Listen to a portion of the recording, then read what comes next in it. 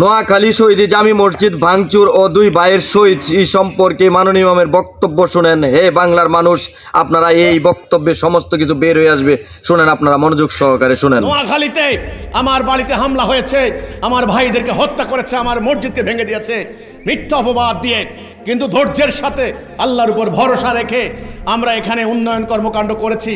42টি উন্নয়ন কর্মকাণ্ড দিয়েছি। আপনারা এসে দেখুন, নিজের চোখে দেখুন। এখানে হাজার হাজার মানুষ এখন নামাজ পড়তে আসেন।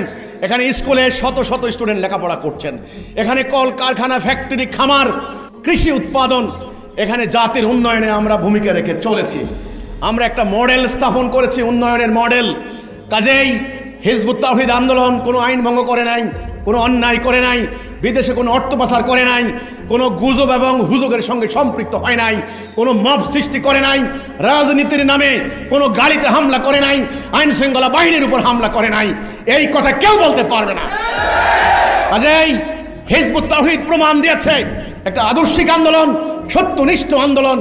এই আন্দোলনের হাজার হাজার কর্মী প্রতিনিয়ত আল্লাহর কাছে দোয়া করে, আল্লাহ এই জমিনকে আমরা মদিনার মতো সেভ করব।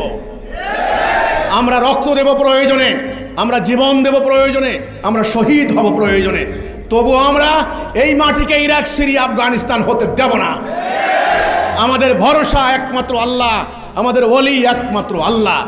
এই হিজবুত তাওহীদ আন্দোলন নিজেদের কষ্টার্জিত অর্থ ব্যয় করে আমার সঙ্গে হাজার হাজার নারী পুরুষ সংগ্রাম করছি। কাজেই আমরা আপনাদেরকে সুনির্বন্ধ অনুরোধ করব, আপনারা আর কোনো দলের প্রতি অনেক আস্থা রেখেছেন, অনেক দেখেছেন, এবার হিজবুত তাওহীদ আন্দোলনকে এবার দেখুন না। আমাদের বই পুস্তক পড়ুন। আমরা বলেছি আমরা কোনো রাজনীতি করব না।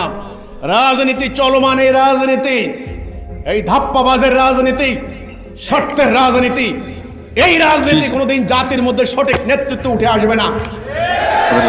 এই জন্য আমরা কোনো রাজনীতি করছি না। আমরা কোনো কারো কাছ থেকে কোনো অর্থ দাবি করছি না। আমাদের দুনিয়াবি কোনো স্বার্থ নাই। আমরা শুধু আল্লাহর রেজামন্দি হাসিল করতে চাই, আমরা শুধু আল্লাহর সন্তুষ্টি চাই, আমরা মোমেন হতে চাই, আমরা আল্লাহর রাস্তায় শহীদ